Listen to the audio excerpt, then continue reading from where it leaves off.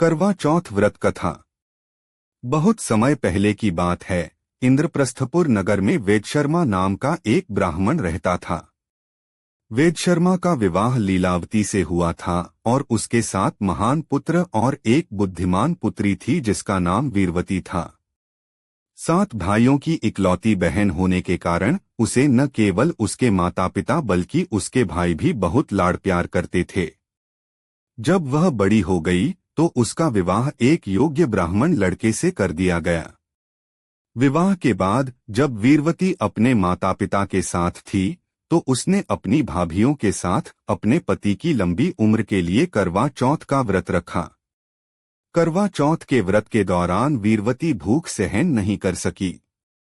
कमजोरी के कारण वह बेहोश होकर जमीन पर गिर पड़ी।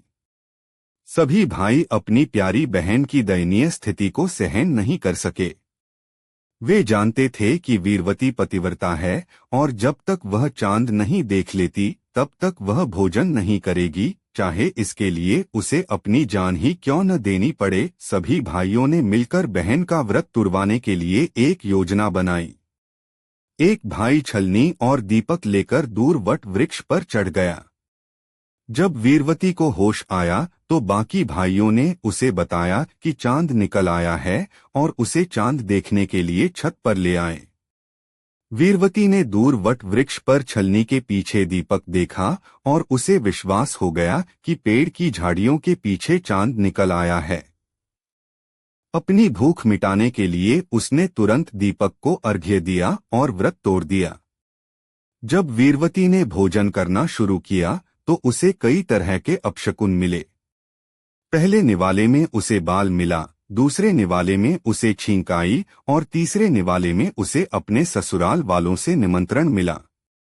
पहली बार अपने पति के घर पहुंचने पर उसे अपने पति का शव मिला। अपने पति का शव देखकर वीरवती रोने लगी और करवा चौथ के व्रत के दौरान हुई किसी गलती के लिए खुद को दोषी मानने लगी। वह विलाप करने लगी। उसका विलाप सुनकर इंद्रदेव की पत्नी देवी इंद्राणी वीरवती को सांत्वना देने पहुंची।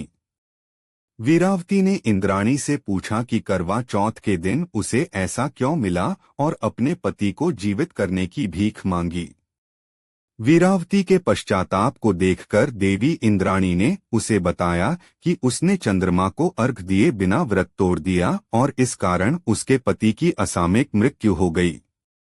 इंद्राणी ने वीरावती को करवा चौथ के व्रत सहित पूरे वर्ष में प्रत्येक माह की चौथ का व्रत रखने की सलाह दी और आश्वासन दिया कि उसका पति जीवित वापस आ जाएगा। इसके बाद वीरावती ने पूरे विश्वास और सभी अनुष्ठानों के साथ मासिक व्रत रखा।